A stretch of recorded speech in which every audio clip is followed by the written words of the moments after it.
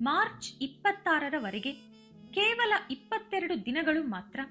ಆದರೆ ಈ 22 ದಿನಗಳಲ್ಲಿ ನಿಮ್ಮ ಭಾಗ್ಯವೇ ತಲೆಕೆಳಗಾಗಬಹುದು ಅಂದ್ರೆ ನಂಬ್ತೀರಾ? ಮೀನ ರಾಶಿಯಲ್ಲಿ ಈಗಾಗಲೇ ಉನ್ನತ ಸ್ಥಿತಿಯಲ್ಲಿ ಸಂಚರಿಸುತ್ತಿರುವ ಶುಕ್ರ, ಅಲ್ಲಿ ಕರ್ಮಫಲದಾತನಾದ ಶನಿ ಕೂಡ ಇದ್ದಾರೆ.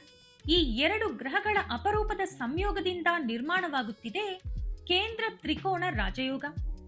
ಈ ಯೋಗ ಜೀವನದಲ್ಲಿ ಸಾಮಾನ್ಯ ಬದಲಾವಣೆ ತರೋದಿಲ್ಲ. ಇದು ರಾಜಯೋಗ ಅಂದರೆ ಪದೋನ್ನತಿ, ಹಣದ ಸುರಿಮಳೆ, ಗೌರವ, ಮನೆ ಮನೆಗೂ ಸತ್ಕಾರ. ಆದ್ರೆ ಈ ಯೋಗದ ಲಾಭ ಎಲ್ಲರಿಗೂ ಸಿಗೋದಿಲ್ಲ. 3 ರಾಶಿಗೆ ಮಾತ್ರ ವಿಶೇಷ ಆಶೀರ್ವಾದ ಇದೆ. ಆ 3 ರಾಶಿಗಳು ಯಾವುವು? ನಿಮ್ಮ ರಾಶಿಯು ಇದರಲ್ಲಿದೆಯೇ? ಇದೀಗ ಸಂಪೂರ್ಣ ವಿವರ ತಿಳಿಯೋಣ. ಜ್ಯೋತಿಷ್ಯ ಶಾಸ್ತ್ರದ ಪ್ರಕಾರ ಮಾರ್ಚ್ 2ರಂದು ಬೆಳಿಗ್ಗೆ 1:01 ಶುಕ್ರ ಗ್ರಹ ಮೀನ ರಾಶಿಗೆ ಪ್ರವೇಶಿಸಿದೆ. ಮೀನ ರಾಶಿಯಲ್ಲಿ ಶುಕ್ರ ಉಚ್ಚ ಸ್ಥಿತಿಯಲ್ಲಿ ಇದ್ದಾರೆ. ಅಂದರೆ ಇದು ಅತಿ ಬಲಿಷ್ಠ ಸ್ಥಿತಿ ಎಂದು ಹೇಳುತ್ತಾರೆ. ಅಲ್ಲಿ ಈಗಾಗಲೇ ಶನಿ ಕೂಡ ಸಂಚರಿಸುತ್ತಿದ್ದಾರೆ. ಶನಿ ಪ್ಲಸ್ ಶುಕ್ರ ಸಂಯೋಗ ಅಂದ್ರೆ ಕೇಂದ್ರ ತ್ರಿಕೋಣ ರಾಜಯೋಗ. ಕೇಂದ್ರ ಅಂದರೆ ಸಂಖ್ಯೆ 1, 4, 7 ಮತ್ತು 10. ತ್ರಿಕೋಣ ಅಂದರೆ 1, 5 ಮತ್ತು 9. ಈ ಸ್ಥಾನಗಳ ಅಧಿಪತಿಗಳು ಶುಭ ಸ್ಥಿತಿಯಲ್ಲಿ ಸೇರಿದಾಗ ರಾಜಯೋಗ ನಿರ್ಮಾಣವಾಗುತ್ತದೆ.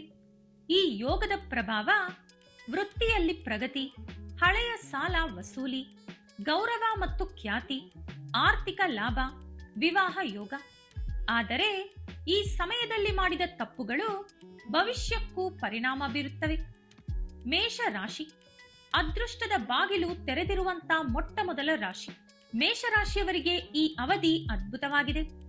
ಆರ್ಥಿಕ ಸ್ಥಿತಿ ಬಲವಾಗುತ್ತದೆ. ಬಡ್ತಿ ಅಥವಾ ಹೊಸ ಜವಾಬ್ದಾರಿ ತಲೆ ಎತ್ತುತ್ತದೆ. ಕೆಲಸದಲ್ಲಿ ಗೌರವ ಹೆಚ್ಚಾಗುತ್ತದೆ. ಅವಿವಾಹಿತರಿಗೆ ವಿವಾಹ ಪ್ರಸ್ತಾಪ ಬರುತ್ತದೆ. ಹಳೆಯ ಹಣ ವಾಪಸ್ಸು ಸಿಗಬಹುದು. ಹಳೆಯ ಶತ್ರುಗಳು ಶಾಂತವಾಗುತ್ತಾರೆ. ಆದರೆ ನಿಮ್ಮ ಅಹಂಕಾರ ಹೆಚ್ಚಾದರೆ ನಿಮಗೆ ಇರುವಂತ ಫಲ ಕುಗ್ಗುತ್ತದೆ. ಪ್ರತಿದಿನ ಬೆಳಿಗ್ಗೆ 11 ಬಾರಿ ಈ ಮಂತ್ರಗಳನ್ನು ಜಪಿಸಿ. ಓಂ ಶುಕ್ರಾಯ ನಮಃ. ಮತ್ತು ಶನಿವಾರದಂದು ಪ್ರತ್ಯೇಕವಾಗಿ ಓಂ ಶಂ ಶನೈಶ್ಚರಾಯ ನಮಃ. ಈ 2 ಮಂತ್ರಗಳನ್ನು ಜೀವನದಲ್ಲಿ ಪ್ರತಿದಿನ ಜಪಿಸುತ್ತಾ ಇರಿ. ಇಲ್ಲಿ ಒಂದು ಸಣ್ಣ ವಿನಂತಿ.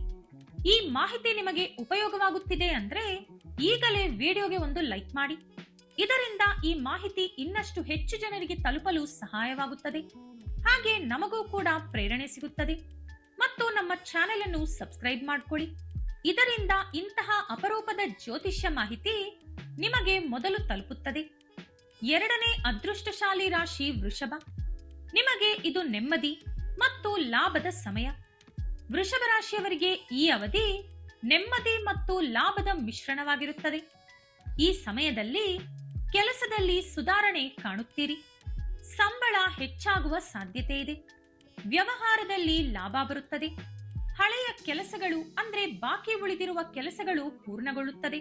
ಹಣದ ಹೊಸ ಹೊಸ ಮಾರ್ಗಗಳು ತೆರೆದುಕೊಳ್ಳುತ್ತದೆ. ಆದರೆ ಅತಿಯಾಗಿ ಖರ್ಚು ಮಾಡಬೇಡಿ. ಖರ್ಚು ಕಡಿಮೆ ಮಾಡಿಕೊಳ್ಳಿ. ನೀವು ಶುಕ್ರವಾರದಂದು ಶಿವ ಅಥವಾ ನವಗ್ರಹಗಳಿಗೆ ಬಿಳಿ ಬಣ್ಣದ ಹೂವು ಅರ್ಪಿಸುತ್ತಾ ಈ ಮಂತ್ರವನ್ನು ಜಪ ಮಾಡಿ.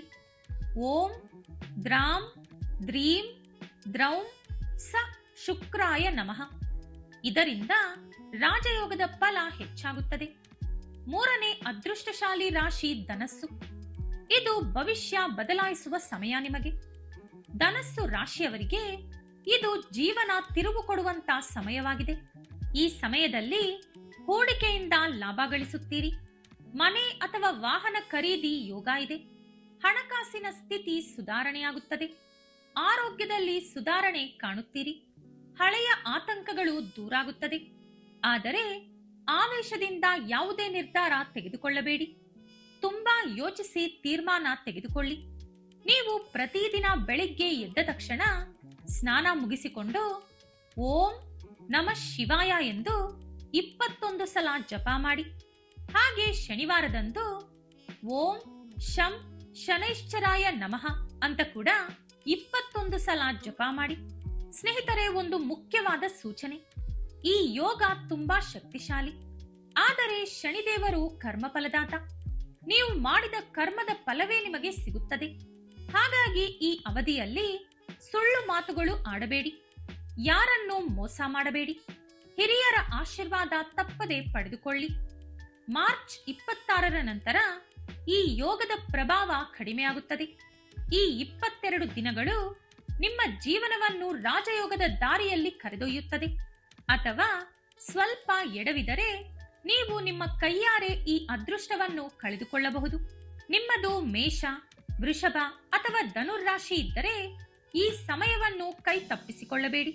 ಇದೀಗ ಕಮೆಂಟ್ನಲ್ಲಿ ನಿಮ್ಮ ರಾಶಿ ಯಾವುದು ಎಂದು ಬರೆಯಿರಿ. ವಿಡಿಯೋಗೆ ಒಂದು ಲೈಕ್ ಕೊಡಿ.